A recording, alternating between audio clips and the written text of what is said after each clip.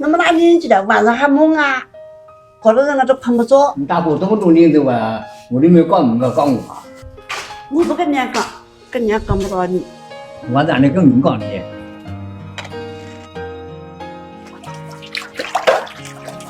爷你俩马上吃饭了吧？你不来啥？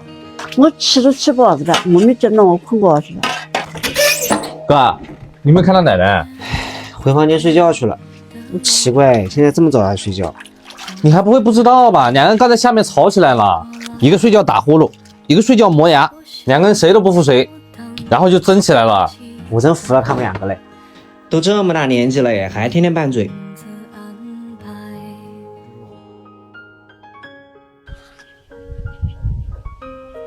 喂，哎，李师傅啊，哎，你那个跟着干的居位子丢了。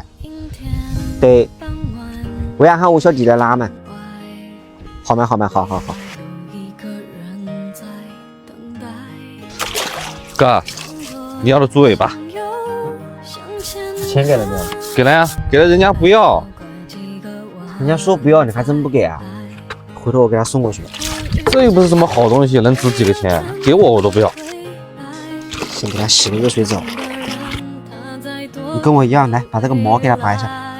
我不行，我对猪毛过敏。猪毛过敏？啊，不想干就不想干呗，也不知道找好点的理由。哥，我现在开始有点痒了，我先走了。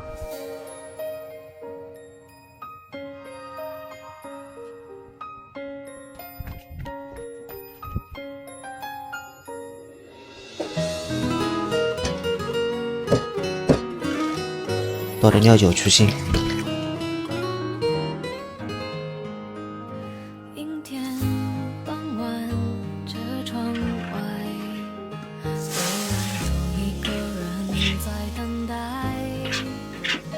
向左向右向前看，还要拐几个弯才来。